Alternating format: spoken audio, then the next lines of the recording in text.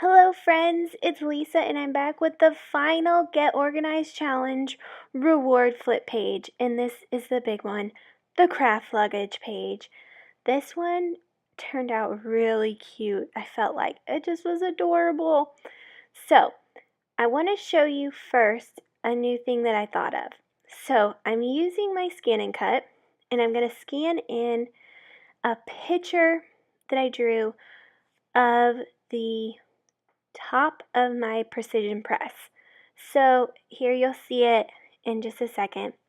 I took my precision press, turned it upside down so the little rubber feet were facing up so that the back of it was flat against the paper, and I just took my pen and drew the inside of the circles, the outside, and I'm scanning it in. I did make sure to color in those little circles just to help the machine. I should have taken a little bit longer and made the outside line thicker, but at this point I was like, I'm just gonna go with it. It cut out a few little extra pieces that it didn't need to do. I am pushing that middle rectangle. I don't know what to call those different pieces. I know there's a special word, but just pick the one that I picked if you're interested in doing this.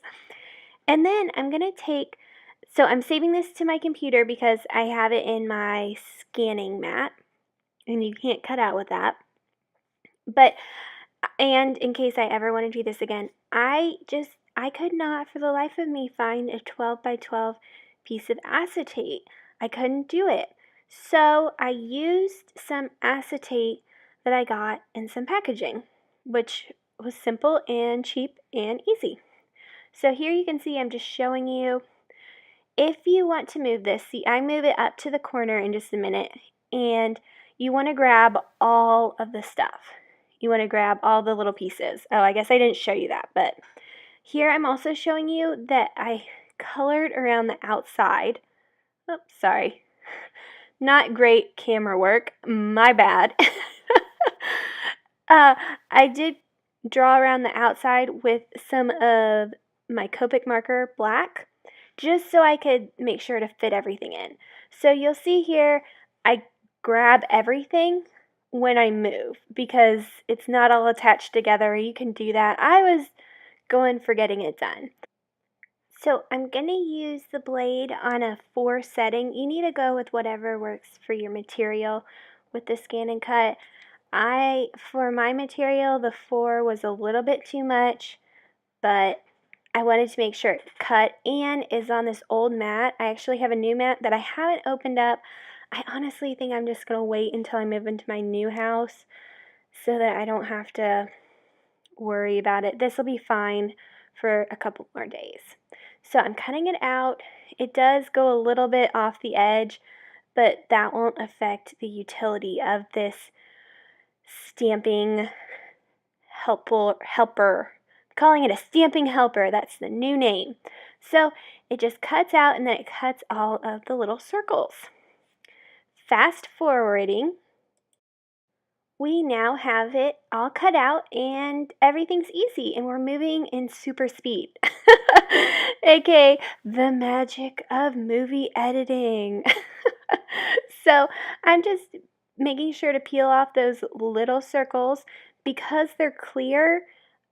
If I left them on, I wouldn't realize they were on, and it would mess up my cut the next time. So just something to think about.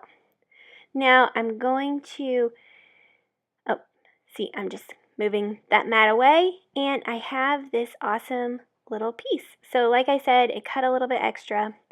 I've put that on my mat, so you can kind of see that. And I'm going to use this Concord & Ninth stamp, and it's a brand new stamp. It is the Happy Plaid stamp set, and I had thought I was going to create a plaid because I wanted this to look like luggage, or the fabric of a super fancy posh high-end luggage, because the front of it is going to be a tag that looks like a luggage tag. So I wanted the back to look like luggage, and I'm going to do it in pinks. Well, what you really need to do is leave about an inch between each strip. I did not think about that. So we're going to get just a textured look. But here we're going. I placed the stamp where I needed it, and I'm putting it near the bottom so that I can repeat stamp. I'm also going to stamp this with VersaFine ink. This is going to not stick to this acetate. It's not going to be a permanent fixture. At the end, I spray a little water and wipe it away so that I can use this again and again and again. I guess you could stamp it in a permanent ink like StazOn and just put it in the back of your stamp pocket if that's what you wanted to do, but I decided to just leave it. So I've taken that off because I know this is stamped perfectly for the bottom strip. Then I'm going to use this Abandoned Coral Distress Oxide color, and this is the only color that I use other than the black Versamark ink on this project. Surprise! I know, usually I use like a gazillion, but on this one I didn't. So the good thing about the stamp positioner is I can re-stamp it, and most of the time it works perfectly. Every once in a while I knock something and it gets a little askew, like you'll see in a minute, but that happens, right? So here I'm putting this back on and I'm just lining it up. It was easy peasy. It makes this so much easier. On this one I did realize that if I just lined the top of the stamp to the little dashed line, then it lined up perfectly. But I do think this is a great technique for in the future.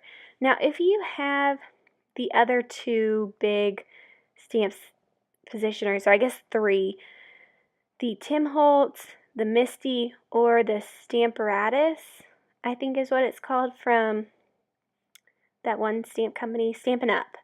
I don't really have any Stampin' Up products. I do want to get the white Stampin' Up. I've heard that's the best white, but right now I don't have any Stampin' Up products. Anyway, you can do something similar to this and just use some acetate and cut. Make sure you have a 90-degree corner and just make sure you put that sheet in the corner every time. I personally really am liking this We Are Memory Keepers one, though it just, I like that you can take the lid all the way off. I like that you can get more than one lid. I like the circle peg system, and this stamping tool thing I created helps immensely when creating patterns. You can see that it looks like a background stamp without having to do a whole lot of work. And with the little pegs, I know that it's not going anywhere. So the one thing that you do have to realize is the magnetic board doesn't go all the way to the edge. So instead of using the magnet, I just use some tape. Easy peasy, lemon squeezy. The final one I got positioned in place, double checked it, was glad I did because it was a little off, and pulled it up. It's important for me to get the top right because you're going to see more of that than you're going to see at the bottom. So it's this the point when I realized this doesn't look like plaid at all. And that's because I messed up. Or should I say, I totally intentionally just made it look like not plaid. But I really liked just the Abandoned Coral. I thought altogether it's simple and graphic. I've said that a lot in these last couple of videos, but I feel like the simple graphic look is just what I'm into right now. And so without having too many colors, it really makes that craft luggage pop. So next, I did not show you how I made the craft luggage tag, so let me do that in just a second once I press this down.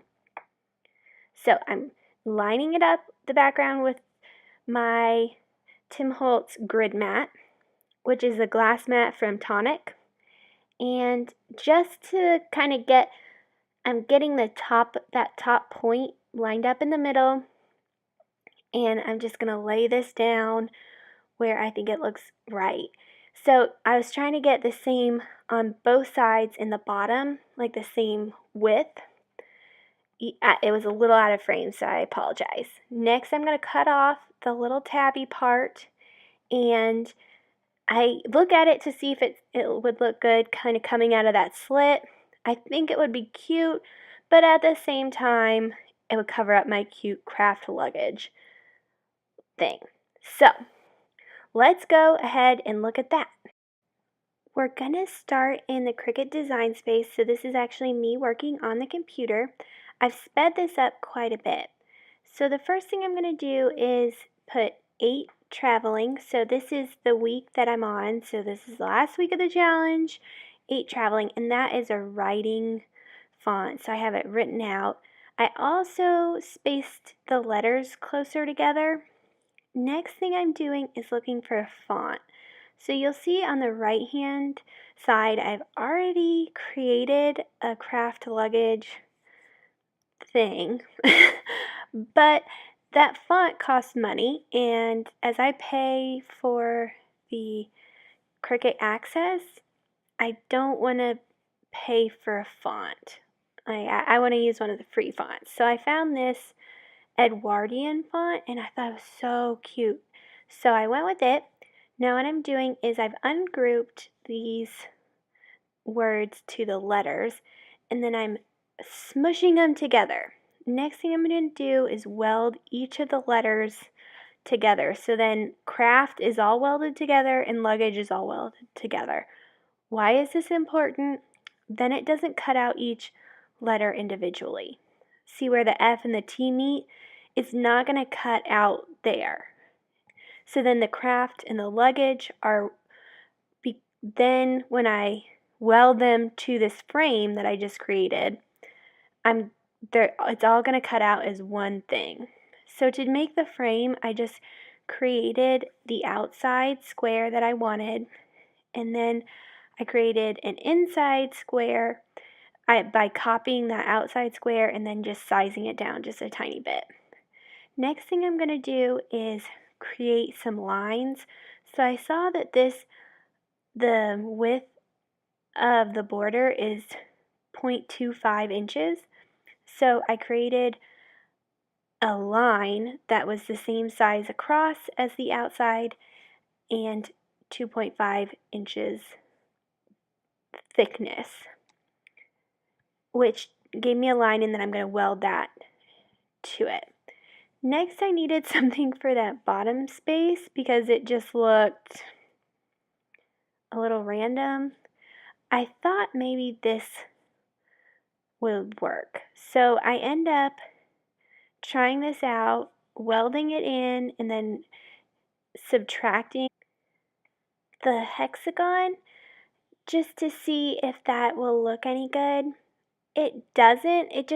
I think the design looks good, but it doesn't go with the Edwardian font. So I decided to go with something flourishy.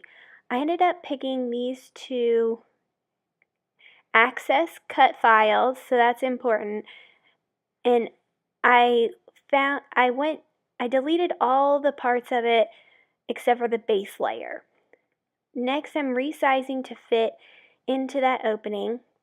You can see I didn't resize it to fit completely in. Instead, I just did it to get the top half, and then I'm slicing. I used that extra square to slice off the bottom, and then I'm welding together the top part to that craft luggage. I wasn't sure which of these two would look better. I thought it was going to be the one I just pulled down there, but in the end, the other one went better.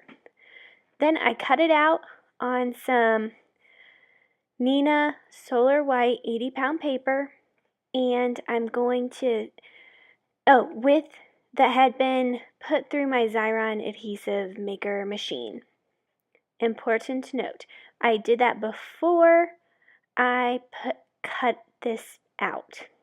Next, I one thing I also didn't show on the video is I picked out or weeded all of the little insides. I think I should have done that after I did this stage because my fingers got so black and I got a little bit of black on my white luggage tag, which I don't think I told you I found in the Cricut Access store for free because it's a Cricut Access picture. It came with something that was like this craft luggage, but it said Grand Canyon, and I really wanted to say craft luggage. That's why I created this craft luggage thing. Anyway, so I heat embossed that, which means I just put some clear powder on top, then heat set it with my heat tool. Next, because the black was still wet, it had some extra embossing powder that stuck to the background, and I'm just trying to pick that off before and after sticking it down to the little tag. You'll see a little bit of a smudge there right under the C. I decided to fix that by adding some pearls and these Studio Katia iridescent crystals.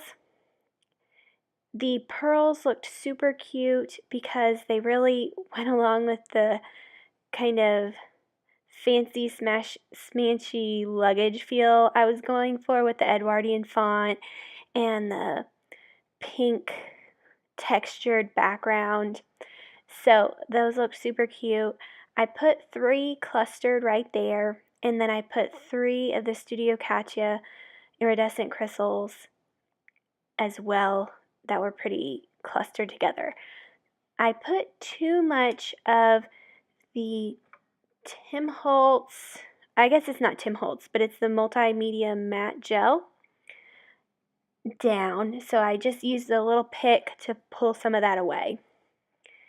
And really, that's about it. This is the only one I put any jewels on, and I wouldn't have done that if I hadn't have made that mistake. But I do think the little pearls and jewels are really cute, and they go along well with kind of the theme of upper crusty fancy luggage. Which I'm not a super upper crusty fancy person, but I think it's cute sometimes to do things that aren't exactly us, but are still fun. So thanks so much, guys. I hope you had a fun time this last little over a week doing all these fun pages with me. If you're just joining now, go ahead and check some of those other ones out. They're super cute. I had a great time, and you can definitely use this, create something similar in a card or a layout. I think this would be so cute as a card that said bon voyage, or a scrapbook layout that had your location on it instead of craft luggage. Oh my gosh, too adorable. Thanks, guys. Have a great day.